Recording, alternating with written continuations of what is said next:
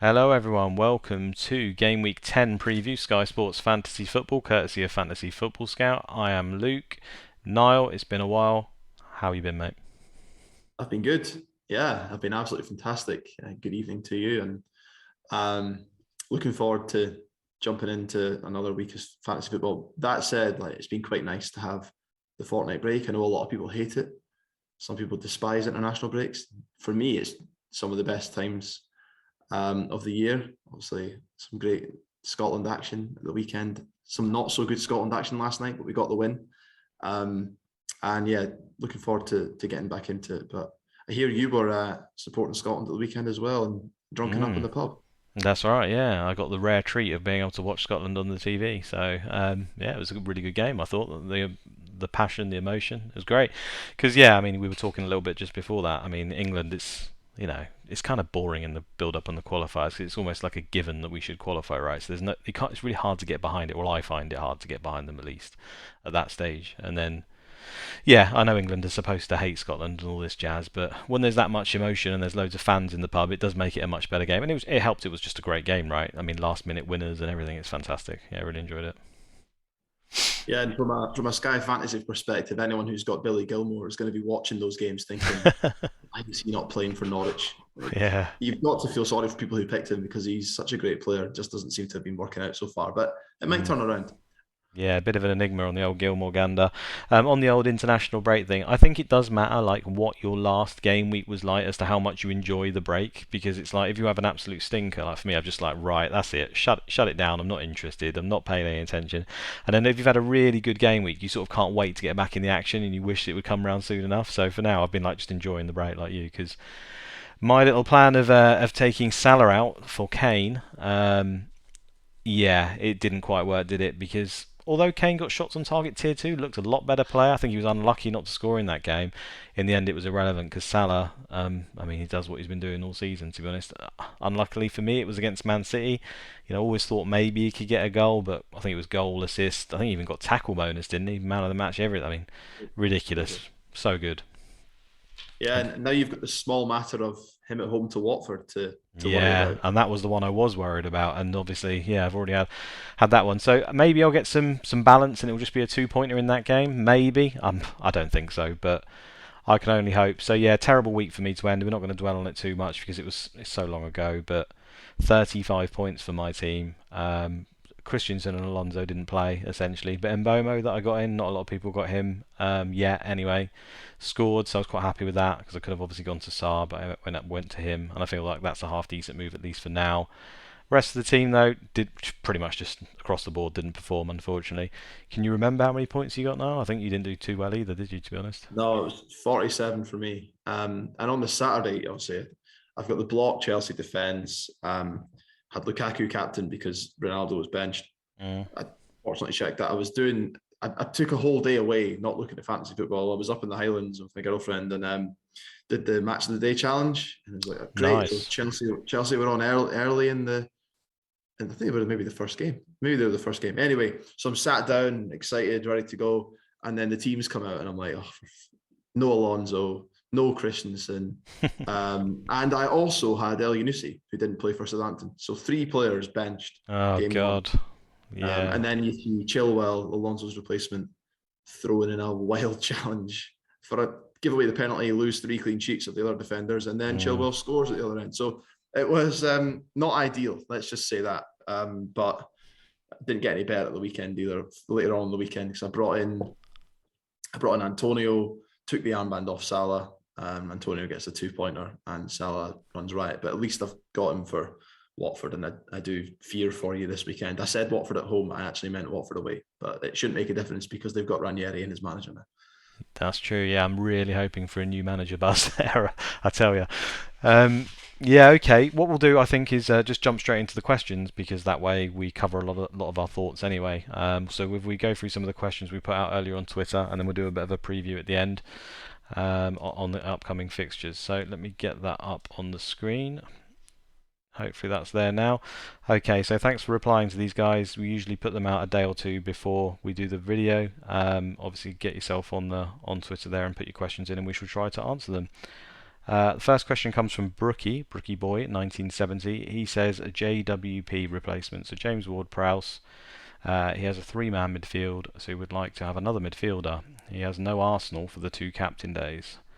So I guess an Arsenal player, will obviously cover him off for those 2 days. But is it worth going to an Arsenal midfielder, or is there someone else you'd think about? I think if he needs to take out a midfielder, if it's a midfielder he has to bring in, so I wouldn't be averse to bringing in Smith Rowe, who's on the list of players which I'm considering for Arsenal. He looks quite dangerous. He can get man of the match. I think, given how cheap he is as well, he's the kind of player you could bring in and hold for a little while. I don't think he's going to set the world alight, and I think we'll come on to this, I'm sure, when we're talking about the best options. But I think if you're pinpointing these 2 games, who's got the potential to get the highest points haul, so the highest ceiling?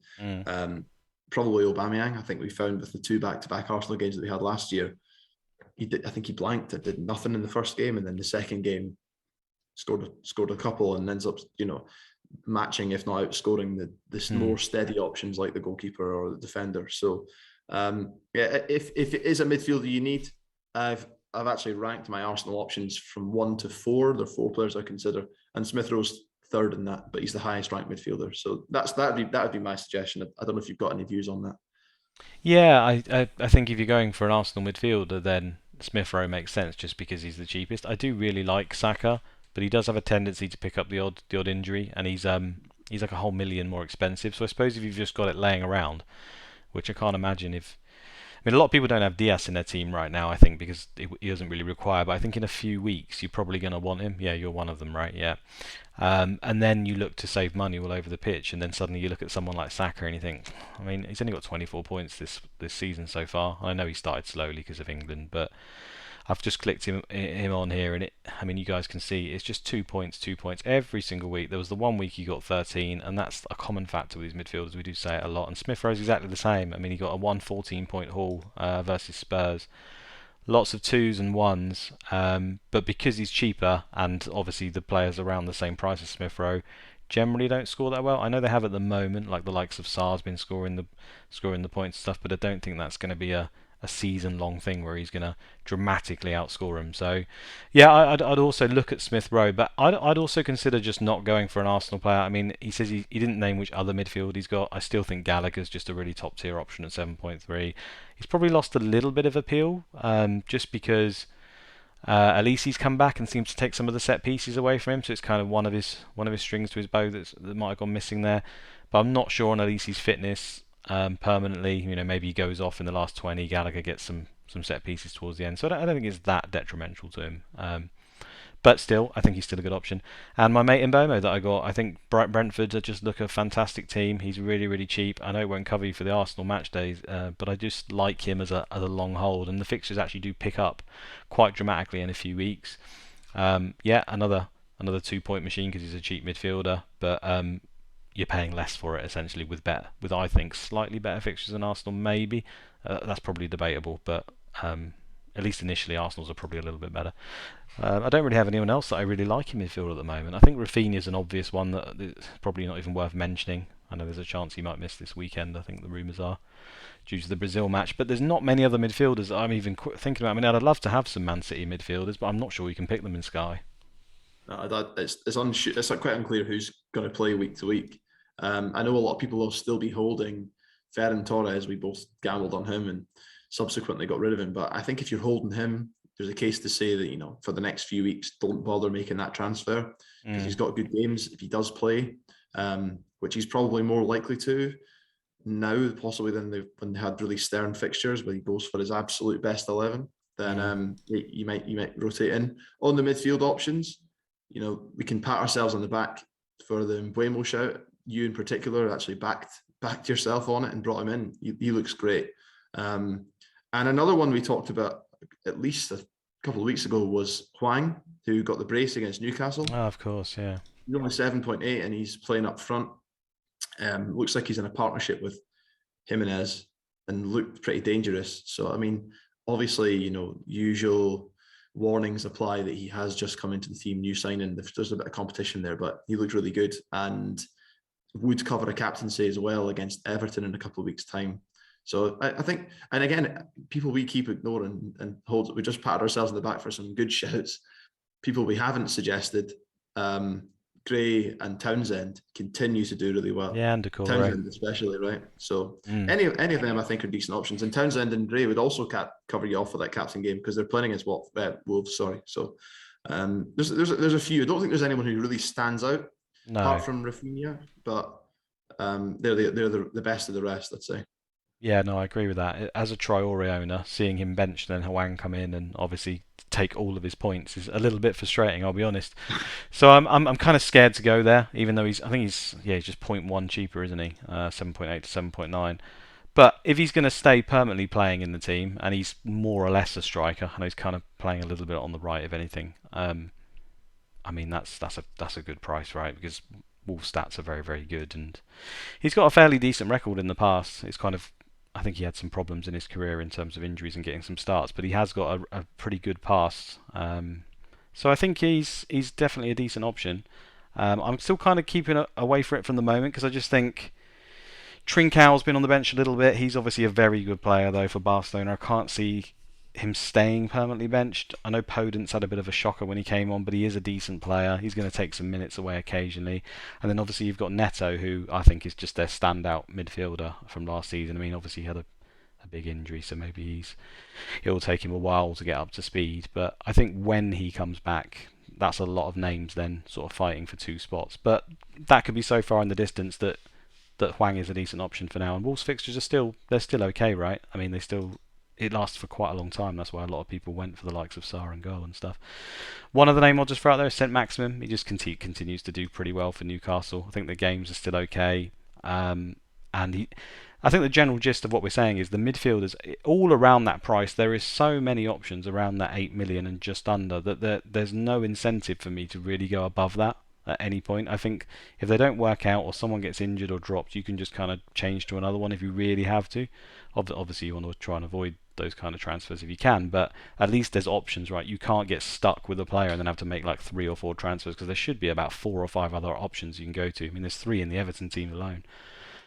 So yeah, a long-winded answer, but I think personally I would probably avoid the Arsenal player. I don't really like Smith Rowe over them, but I can see why you'd want to if you just don't have 2 captains. I mean, if he just has to do one thing on one of the days, and it's going to take the other guys quite a long time to catch those points up. In fact, I'm going to throw that to you now. Smith Rowe or one of those better options, if you had to pick, because that's what he really wants, would you just go straight to Smith Rowe, or would you ignore the captains? Because it's easy to say, but to do for your own team is a different matter, isn't it? Yeah, I'm going to give a really poor answer. Sorry, but I'm going to say if he already has, say, a Gallagher, right, who's covering one of the 2 games, Yeah. then I'd be tempted to cover off the first game with Gallagher, and then because Villa have got a game upcoming, you could maybe find a way of moving a Villa player in, or even, to be honest, with JWP, I mean, it's only going to be, my understanding is because there's a Carabao Cup game, he's only missing 2 league games. That's what I thought, yeah. So I'd maybe even just consider holding him because the Villa game is actually a captaincy against Southampton, so you could captain. That is a good point, actually. Although I'm going to check that. I don't want to be feeding out misinformation because I reckon there's a chance that it might be one of the games he misses. I think he might come back in time, but it depends when the Carabao Cup game falls. I heard someone say it was 2. I heard someone say it was 2 that he misses in the cup. I think maybe with the James Ward-Prowse hasn't looked as good an option this year as he did last year. Now maybe it's too soon to say that, but that would probably be in the back of my mind a little bit. I know the red card probably sways, but I think it's just the way they're setting up this year. He doesn't seem to be hitting as many tier points and stuff as he did in the past. But I think Ward-Prowse, if I remember last season, Ward-Prowse did this before. He didn't look great to start with, and then suddenly just started picking them up over and over. So maybe he just wants rid of him. But yeah, there's an argument to keep him. I mean, we've talked about it a lot, right? If you're spending all these transfers in midfield, like I've ended up having to do with the likes of Traore and stuff, you soon start missing out on some really good stuff later on because you've messed around. And over the course of the season, out of all those midfielders, would we be surprised if Ward-Prowse ends up being the highest score? Probably not. He just chips away every week, and at least he turns up every week. So yeah, There's certainly an argument there to keep him. Let's move on. Phil Appleby says he's doing really well actually. He's posted a screenshot. He's got two teams, one in 66th and one in 90th. So I'm not sure he needs our advice, but we'll give it to him anyway. He says any love for Ronaldo or Salah to Aubameyang, hokey cokey, in order to cover the two captain days, two extra games for one transfer. So yeah, what do you think about that? Yeah, much love for that. I think I'll do something similar myself, probably involving Antonio, so save the budget to be able to do that. But if looking at those two options, he's given Ronaldo and Salah. I think I would go Ronaldo out. Man United's games are pretty stern for the next few weeks. Obviously, it's a case to be made that Ronaldo is fixture proof, but when you compare him against Salah, who just looks absolutely electric, we saw that against Man City.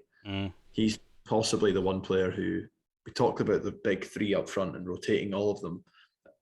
Unless there's a period where he's not playing at all, I can't really see myself taking Salah out. And actually, it was my plan to do what you did, taking Salah out to bring in Kane for this run of games. But I just saw that Watford game and got terrified and didn't do it. So I think yeah, I'm on board with what he's suggesting there, but I would take out Ronaldo before I take out Salah. Yeah, I think that's what I would do. I mean, Ronaldo's fixtures are just bad. You just got to. I know it didn't work out with the Salah thing in Man City, but I think Liverpool's attack's on another level. Salah just seems to be on a crazy level at the moment. Yes, Ronaldo's a really good asset in Sky because he takes a lot of shots, but also we've seen he can get benched even, which we maybe weren't expecting as much, but we saw it happen against Everton. So can we see that happening to Salah? I mean, across the season, he usually plays like 36, and usually those two are due to injury more than anything else. So I'd have thought there's also that risk that Ronaldo will occasionally see some minutes on the bench just after a European game or something. And yeah, just based on fixtures alone, I know Liverpool's aren't fantastic either, but Watford is certainly good enough reason to keep him, right. So yeah, Ronaldo for me as well to Aubameyang, and just pray for those 2 game weeks. Okay, let's move on. For reasons unknown, he says, assuming Lukaku is available, because yeah, we're recording this. I think Chelsea haven't had have they had the press conference today or not? If they have, I didn't see it. So let's hope he's available. Would you use a transfer for Kane to Salah? So he's obviously done the move like I've done. He's written it backwards here, but I've read through this and I think this is what he means. Or hold Kane and hope Salah doesn't run riot. The reason being is he actually has Antonio for captain on the Sunday. So Newcastle play Spurs on that Sunday, the same day West Ham play. Obviously he's bought Kane in order to have him as multiple days as captain. But then having seen how Kane's performing, I assume, and then obviously what Salah did to Man City, and not having him for the Watford, would you just bite the bullet and just transfer Kane out and get Kane in for the Watford game and then leave Antonio as your captain? I mean, I'm in this exact position, to be honest, but I'm going to ask you because I don't know. Okay. Well, so on Lukaku, my view is that he's probably all right. And you heard a lot of grumbling and moaning coming out of the Belgium camp for the fact they had to play that third place playoff. Pointless, though, isn't it? Totally pointless. I agree with them. And they rotated basically their whole team, and Lukaku was effectively, I think, sent back to London. I mean, I'm obviously not in the know, but you see this all the time with internationals, right? So I think he'll be absolutely fine. I think he'll be all right. And I would, unless you hear absolutely certainly otherwise that he's not going to play, I think he's fine for the armband at the weekend. On that point, I would also not suggest taking out Kane before Newcastle. I know. I'm glad you said that. Yeah, he was towing a caravan, right, last night for England. I don't think anyone would dispute that. But he could easily just tow that caravan right into the 18-yard box at Newcastle, and the ball's just going to be getting in there. So he'll probably do what he did against Villa, and that he'll at least get shot bonus minimum. So if I had Kane, I wouldn't be taking out before he plays against Newcastle this week. I know that it's a really awkward one because Salah is the standout captain. But if Lukaku steps onto the pitch against Brentford, I think he'll do something, and I'm confident that he will. So I wouldn't be doing all sorts of hokey cokey transfers just to take someone out before they play. No, I'm glad because that follows my mantra of I will almost never do anything for one game. Like that feels like it's kind of almost one game. Now you could argue, yeah, you just get Salah and you leave it, but you've only just made the move the other way, I'm assuming, unless you started with Kane. And I wouldn't do that because it could easily backfire in that 1 week. Salah could blank against Watford and Kane could go mental against Newcastle and suddenly you're beating yourself up, especially when you've taken the captain off and put on Antonio, which is something you did similarly the other way around this week, right? You moved the captain with a transfer and it ends up costing you points by actually using that transfer. And that is something that you can do in Sky. You can kind of overmanage a little bit. So I think if you've got to this stage, you just kind of pray that Salah doesn't go off in that one game. And look, if he does go off in that one game, I mean, I missed out the Man City game. It was harsh, it hurt. But at the end of the day, what did Salah end up on points? It's like 30 points as captain, and not a lot of people captained him, bear in mind. Was it like 15 or something in the end? I lost 15. Yeah, a Something. lot of points. A Yeah. lot. It's like 15 points. I mean that would you, and then you ask yourself, would you rather have the transfer or 15 points? And I think that's another debate, right? So he has to really, really hurt you for it to hurt, which sounds stupid, but you get what I mean. He has to literally score 3 or 4 goals in that Watford game for it to really, really hurt you. So I would just, you've made your bed kind of thing and see it out. You've done it for a reason, and yeah, you want to get Salah back in pretty swiftly though. After that, have a look at when your next entry point is. I think, which is probably, I think Brighton is the one that people are kind of looking at a little bit because it's a Saturday game or something. But yeah, for now, I would just pray because Kane did look really good against Villa for me. He had, I mean, certainly in the stats anyway. I only saw the highlights, so I can only comment on that. But he was having lots of shots, and that's usually Kane's calling card, right? When you look at his stats and you see, oh my God, he's firing off shots all over the place. That normally means there's points around the corner, which is straight. This is why it's strange for me for England. He didn't quite look the same player, but could be all sorts of reasons for that. Liam Rayner says, evening gents, if you were looking to bring in an Arsenal asset for just the 2 games, who would you pick? So I think you already made your list and you said Aubameyang, is that right? Is that the top pick? Yeah, so I'll read out my list. So I'll read it from reverse just for some suspense.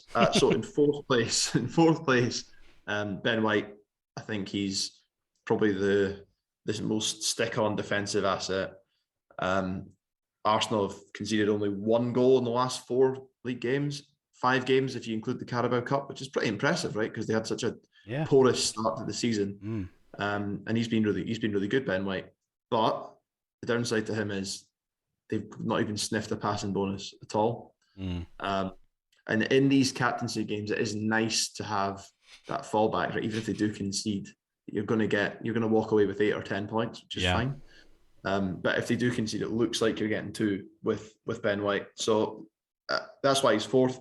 Third, I've got Smith Rowe. Talked about his pros just because he's cheap. He's a midfielder. And if you're needing to get rid of another midfield asset, then he could be someone who could easily switch in. And he's arguably the best player on the pitch when he actually turns up most weeks. He catches the eye most weeks anyway, doesn't it? Even if he doesn't. Absolutely. Yeah, doesn't he could easily pick up a couple of Man of the Match awards in the next few games. Second, Aubameyang is second to me. Now, I've put underneath that the reason he's in second place is just because I think you're going to have to use transfers to get him in and out. But he, for me, while he's second in terms of the overall Arsenal options, I think he's the best in and out option because he has the highest ceiling. So although he's 2 in my list, actually, he'll be the one I'm probably going to bring in myself just because over the course of these 2 matches, which are the only 2 games really I'm looking at, I think he's got the highest points potential. And also makes a really easy switch for, be it someone else down the line. You could take him out for Diaz or Cancelo, or you could take a wild swing at DCL if he's returned to the planet at some point. And then number 1, I've actually got Ramsdale because I think he's been outstanding.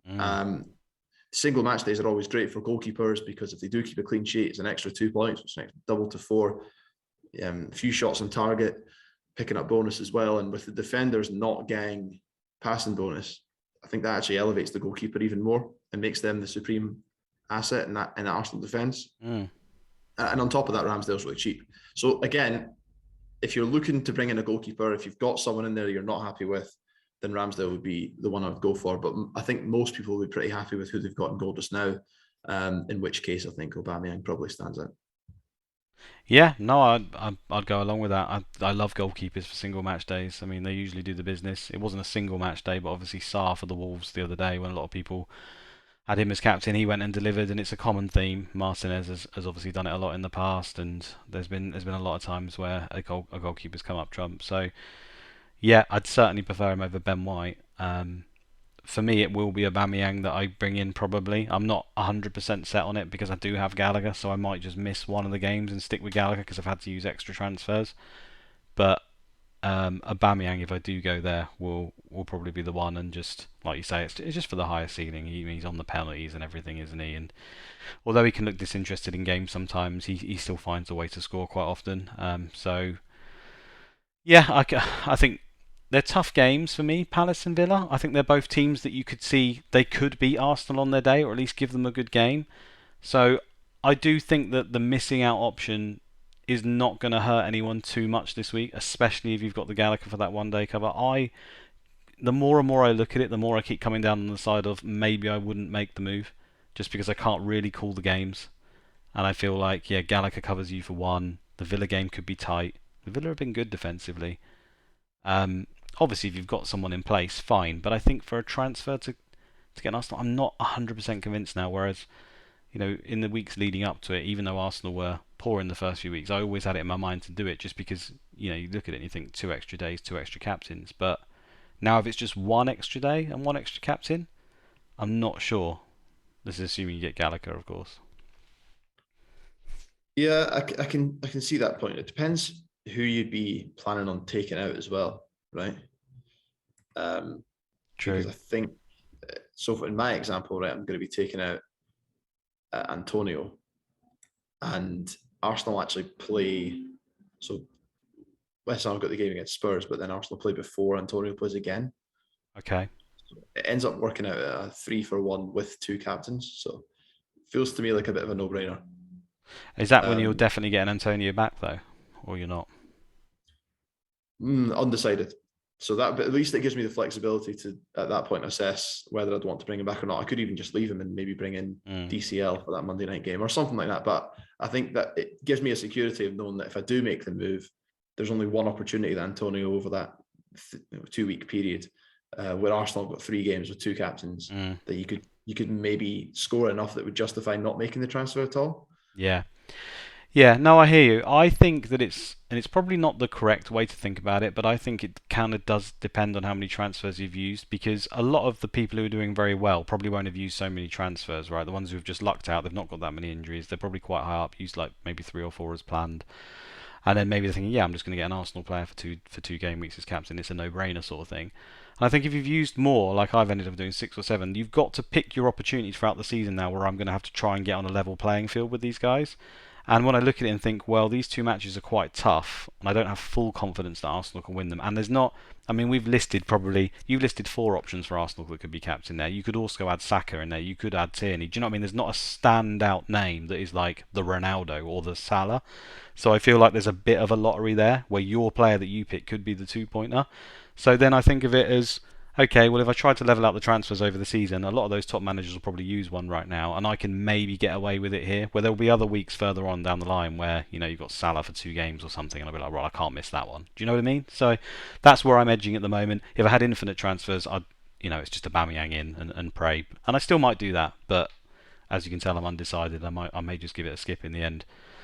Um, okay, let's move on. So Kippy says, hi guys, I think this is similar to what I was saying actually. Got Gallagher for the Arsenal first game, but which Villa asset would you bring in for the Friday? So he's not going for an Arsenal player, probably thinking similarly to me, I guess.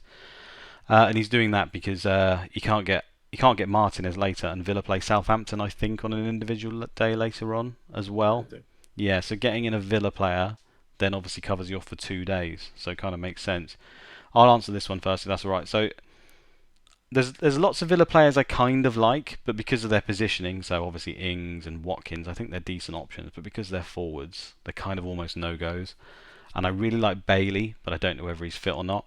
And he would probably be my standout if you could tell me right now that Bailey's going to be in the team and play, because he's a midfielder and he's cheap around that same price. I think he's like 7.8 as well, or 8 million or something. I think it's 8, something like that. Um, and I just maybe chance him because I think he looks fantastic, but I don't know whether he's fit. So Matty Cash is probably the one that stands out at right wing back. He's not been fantastic for bonus, and I really do like my defenders to have bonus, but it's just the fact that he's playing so advanced. So he's actually got that really high ceiling, hasn't he? Because he could get a goal or an assist to go with his clean sheet, and suddenly he's hit a monster haul. And Villa's fixtures do start to turn around again fairly soon. So I think Matty Cash is probably where I would end up. If and he says he can't get to Martinez, by the way, so that's probably where I'd end up. But a cheeky punt to Bailey if there's any noise about him being fit. Any Mm. thoughts on that? No, I like that. There's definitely an argument that could be made where you wait just now, watch Villa play against Wolves this weekend, right? If Bailey was to start in that game, look good.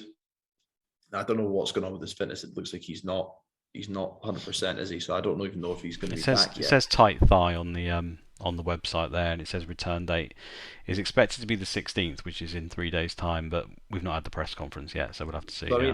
mean, in the hypothetical that he starts and plays well, and you could then be confident that he was going to play on the Friday night, you could just avoid an Arsenal player, Captain Gallagher, safe in the knowledge that you're going to bring in Bailey on the Friday, and then Bailey gives you the coverage for the game in 2 or 3 weeks' time, hmm the standalone Friday night captaincy against Southampton as well. Yeah, that's probably the sensible play. Yeah. Like I say, I'm thinking of maybe skipping it entirely, but I'll have to think about it really. To maybe your plan of watching and then picking my favourite option might make sense. The thing is, I don't have a Southampton player either for that day, so maybe I'll end up using another transfer. The thing is, we have to play the week as you see it, right? I mean, if Chelsea play against Brentford and Alonso's nowhere to be seen again, suddenly I've got another dead option in my team, and I just think, well, maybe I just bring in a Matty Cash for him and just be done with it. So I'll have to see what the week brings, but yeah, Cash and Bailey look my standouts. Obviously, Watkins and Ings can do really well, but I mean, you just can't find a place for these forwards in the team, can you? And that's the problem with these premiums. I think aside from Antonio and Calvert-Lewin, there's not really anyone apart from the top strikers that I really want. I don't know if I'm playing that wrong. Maybe I should be looking at these guys in between. Uh, no, not really. I mean, Jamie Vardy maybe.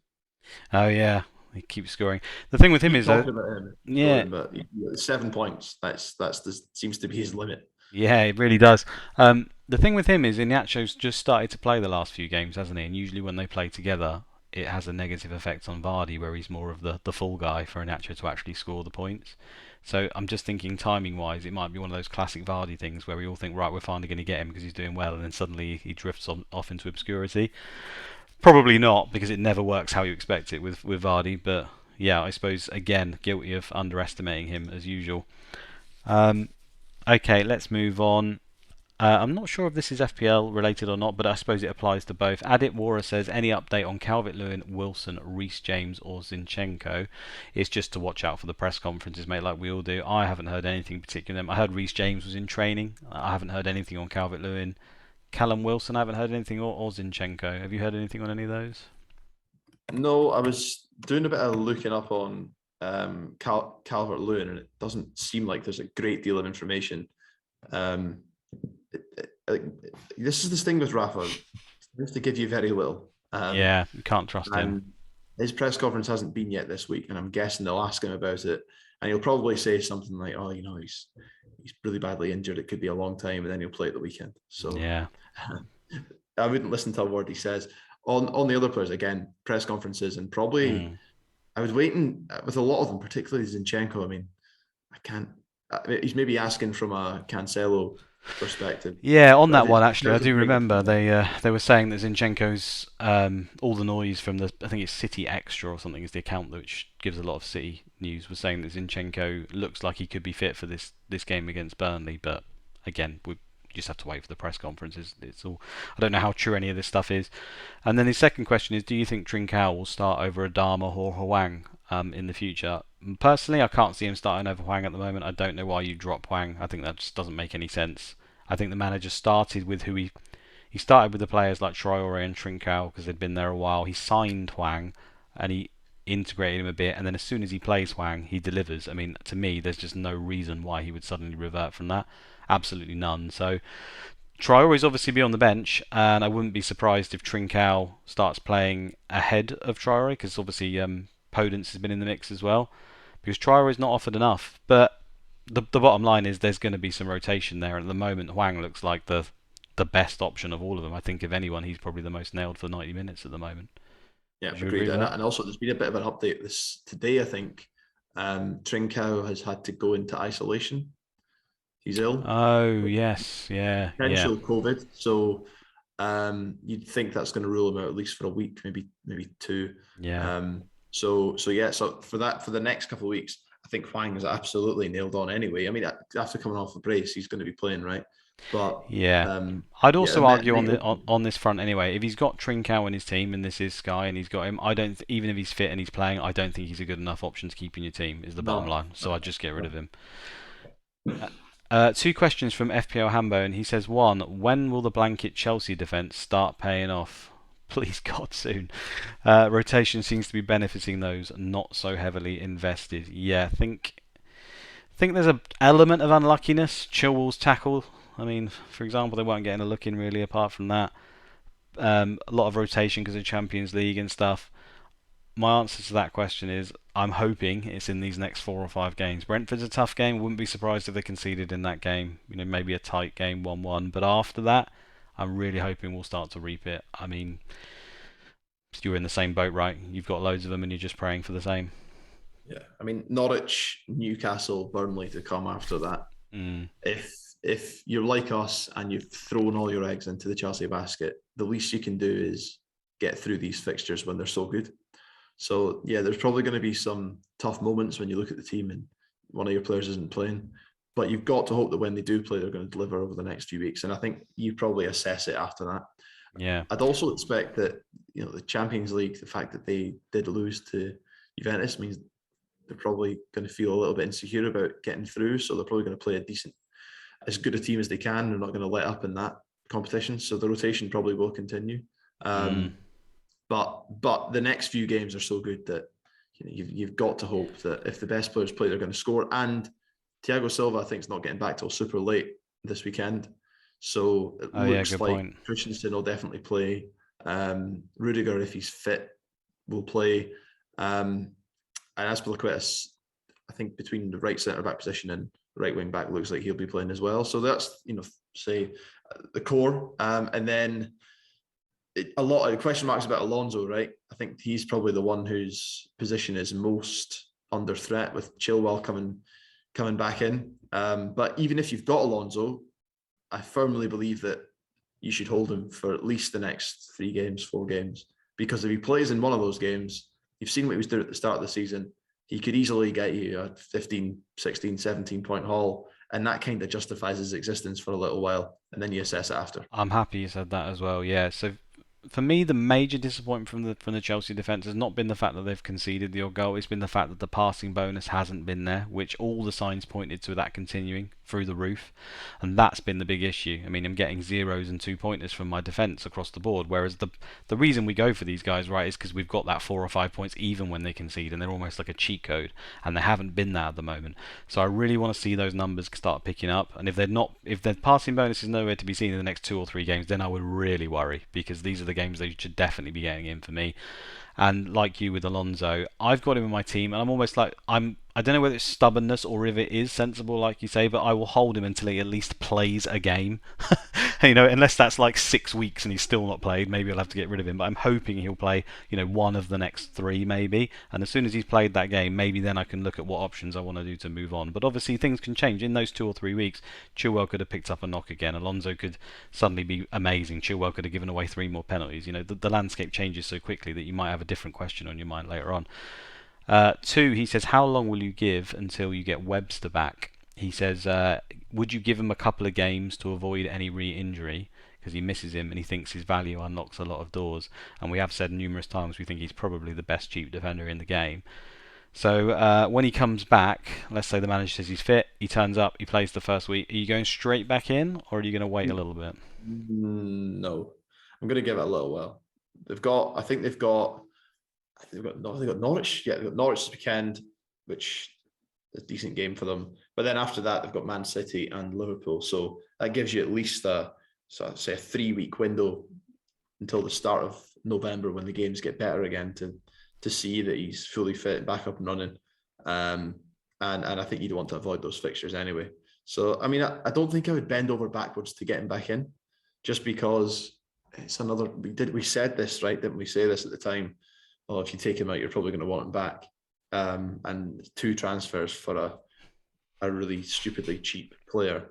But I think unless you need him, maybe, or if you get an injury, I'd bring him back in. But at the moment, there's no single captaincy days. We still haven't got December fixtures yet, which we're hoping for. Mm. But if there's a couple of individual games that Brighton have that you don't have cover for, that's maybe when I'd look to bring him in. Alternatively, as I said, if let's say Alonso's, you've got him and it looks like the ship's sailed on him, you could easily just downgrade him to Webster, and then again, that would probably coincide with Webster's fixtures getting better, because Chelsea's, as I said, you want to hold Alonso for at least the next 3 or 4 games, then you could take him out and bring in Webster. So I think patience on Webster. There's no need to rush to bring him in yet. I agree, and the other factor there is Webster's passing and tackling bonus wasn't always as great as it was in the first few weeks, and obviously the underlying tone as to why that was to do with Dunk and Duffy's positioning. Obviously, Yeah. Duffy going into the middle, Dunk was on the left hand side. Webster then was taking the brunt of the passing on that side, because I don't think Dunk's comfortable on the left particularly. Duffy, although he's played well and got the odd passing bonus, he's not the main sort of playmaker from the back. That's Webster's kind of job in that role. But then what I'm getting at is once they've got, I mean, Lamptey's back in fitness, they've got Dan Burn back. They've got a lot of other options there. So if Brighton decide to go back to Dunk in the middle, which I think is probably his best position, and he is, their best defender, so he really should probably play there eventually, and Webster's on the right hand side. In the past, Dunk would outscore Webster quite often for passing bonus and stuff in that position, and maybe then Dunk gets more involved in the play, and then maybe Webster doesn't get as much passing bonus. Is the offshot of that? So by waiting, you also get that little bit of information to see just how good of an asset. Now, I don't doubt he will still be a good option at that price, but you know, I mean, I just said it there. If Dunk still stays in the team, then there's no real reason, particularly, to go for Webster over Dunk. I think because I think Dunk's goal threat is so significant that over the course of the season, he would probably end up getting fairly close to Webster, just on the basis that he will get the odd goal, and even playing in the centre may get the odd passing bonus as well, or whatnot. We'll get more information essentially. There's no reason to jump in on these players straight away when they've got a pretty low ceiling overall. I think that's all the questions, mate. So if you want, we'll look at the preview, shall we, and just sort of look at our teams and what we're thinking for each game week and the matches. So let me try and get that up on the screen here. Sky Site's being temperamental. Who'd have thought? There we go.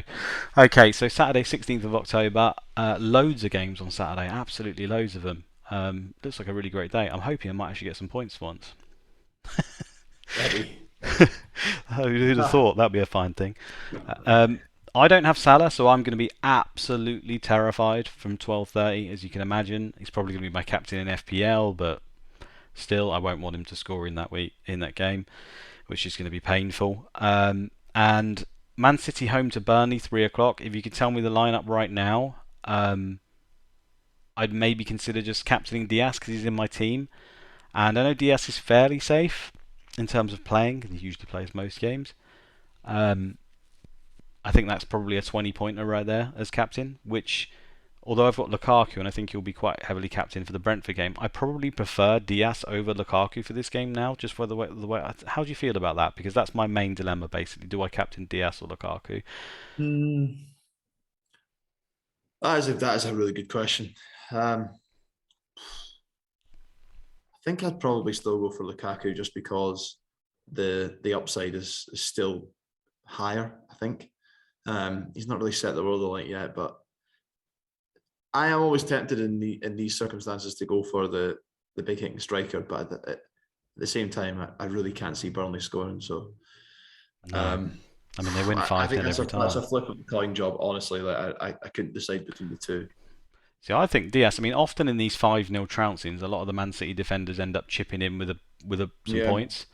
So I don't think it's out of the question that Diaz could pick something up if he plays. My main concern would be whether Diaz plays. Now, people might think that's crazy, but I think when they've had an international break, they've had so many of their players away. All of them have pretty much played across the board, like 2 games pretty much. And then they've got Champions League 3 days later. Now I know it's against Club Brugge, I think, but they lost against PSG and Man City. Everyone knows they want the Champions League. I don't think Pep's going to take any liberties in that game. I think he's going to play, whatever actually is his strongest 11. But I think he's going to be as close to whatever that is, and therefore, considering their record against Burnley and the fact that they should win it with their second string comfortably, I think there's a good chance that some players it will be a bit of a random lineup.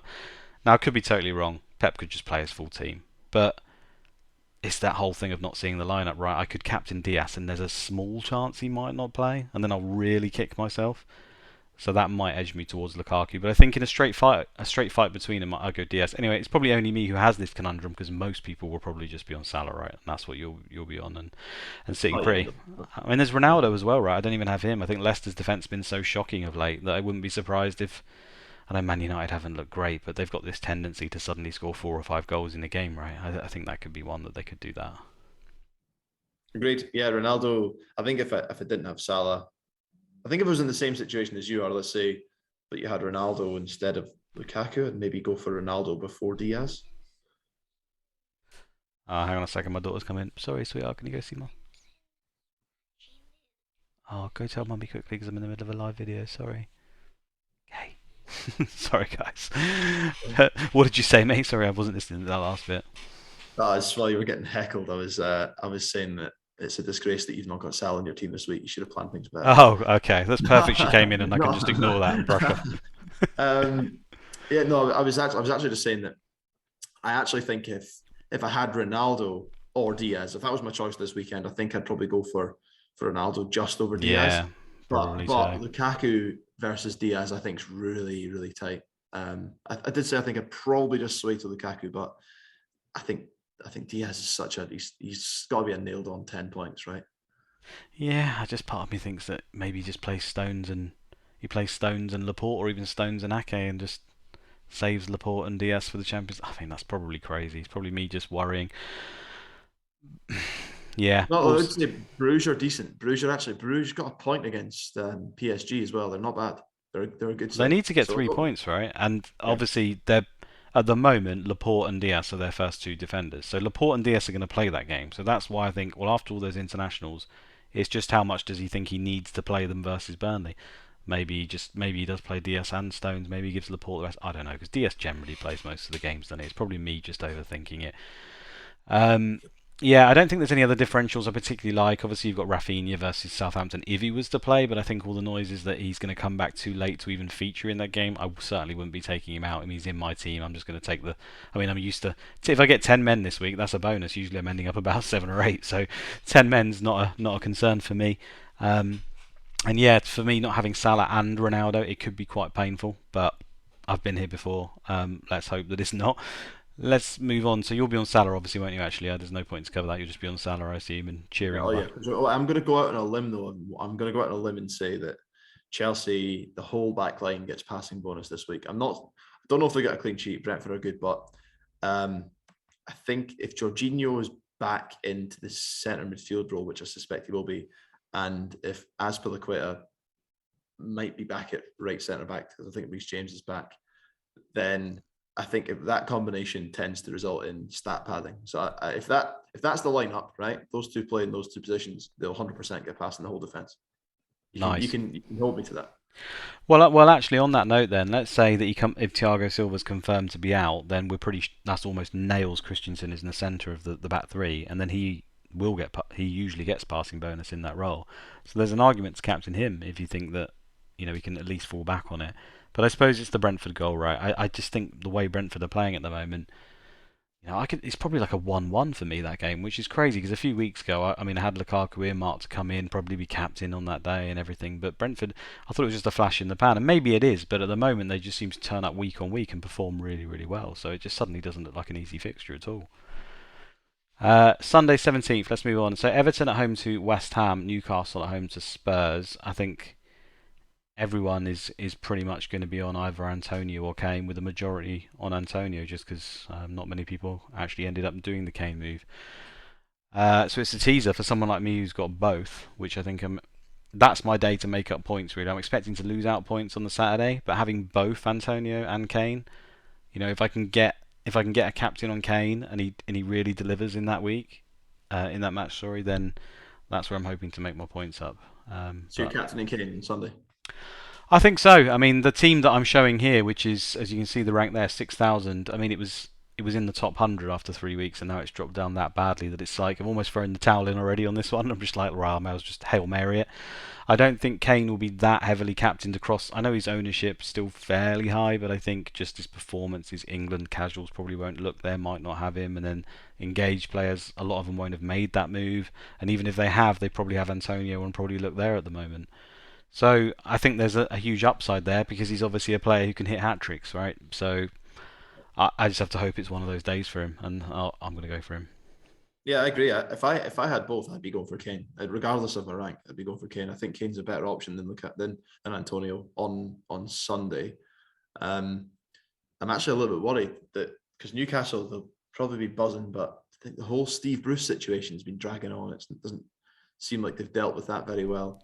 So maybe he's going to get this last game, and um, I can see Spurs opening them up on the counter attack. So see how it goes. But yeah, if I had Kane, I think he starts on 4 as well because it's unlikely he gets through this game against Newcastle and doesn't get shot bonus. So I think for those who've brought him in, I think this is the game that everyone looked at and thought he needs to haul here, otherwise he's not done his job. And so far he's not done his job with the last 2 games that people have captained him, but this has got to be the one, I think. And I'm going to be, as you're going to be worried on Saturday not having Salah, I think I'm going to be a little bit concerned on Sunday not having Kane. Good. Right, Monday the 18th of October, Arsenal versus Palace. This is the one where I may end up avoiding altogether. Did I? Wait, just checking. No, I haven't got Aubameyang in that team. Yeah, so you can see my front line there of Kane, Lukaku, Antonio. No Arsenal in my team.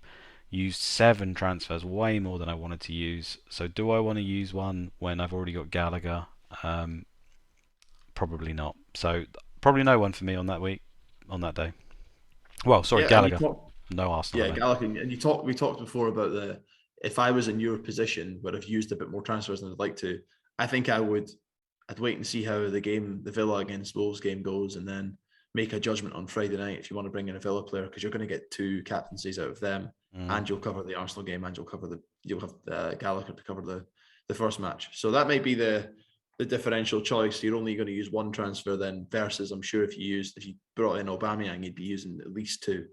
So that may be the way. That may be the way to go for those who are in a similar situation to you. But I think personally, I'm going to go for Aubameyang. Okay, nice. Well, he's in my team that's doing better, Aubameyang. He's already there. I went there before last week, I think it was, against Spurs or whatever. So he's already sat there and it's doing well. So yeah, I'll still be cheering him on, I think, just for that reason. What do you think on that game, though? Do you think I'm right in thinking that's a tight game? Palace, I mean, they have looked really pretty decent, haven't they? And I think they're kind of similar to Arsenal in a way, I think, in terms of they tried to keep the ball a lot, look reasonably solid defensively, but maybe the goals aren't easily come by either side. I mean, Palace have scored a few more recently, and Arsenal, I suppose, as well, just because of the fixtures. But for me, they're kind of similar, and I think it might be like a 1-1 sort of game. But I don't know. What do you think? Yeah, they're a competitive team, aren't they? They look like they're going to give teams a game, which I don't think they did in recent years. They picked up wins. I don't know how they stayed up for the last few years, but they did. Fair play to Hodgson on that. Last season, this is a lay down game, and Arsenal are usually good at these, right? So they would have just been a standard 2-0 or something, or that's yeah. But I think I could see Palace, maybe not finishing in the top half, but kind of around that 10th to 14th spot. So they're probably better than they were. And the crucial thing is versus last season, they're just not going to give up the ball as easily. So passing bonus doesn't really look like it's going to be a thing for any of the Arsenal players, which does make a difference in your choice. So yeah, I mean, to be honest, as you say, Palace and Villa, you could see them being really similar games. I'd be quite surprised if Arsenal went out and blew them both away. Yeah. I don't think Arsenal win both games. I don't think they win both games. Okay, and that's why I'm willing to take the chance. But I guess we'll see, and we'll see whether I'm happy or not on next week's video. I think that's it now. I don't think is there anything else you want to cover at all. I think we've gone through most of it. That's the lot. Good luck, everyone. Yeah, indeed. Good luck. It's good to have football back. Hopefully, I'll be happy come the end of the game week for once. That would be a rare treat. A quick nod to the members area before we leave you. Get yourself on site, guys. Sign up. It's useful for the tickers I've showed you here for the upcoming fixture runs. Obviously, which teams have got the better upcoming games, etc., which help for pre-planning in the Sky game, and obviously gives you all those passing and tackle stats, which are really useful to pick those extra captains, like not Ben White in this case, who seems to not be picking the passing bonus up as we expected. But yeah, get yourselves involved if you can, and I shall see you on the next one.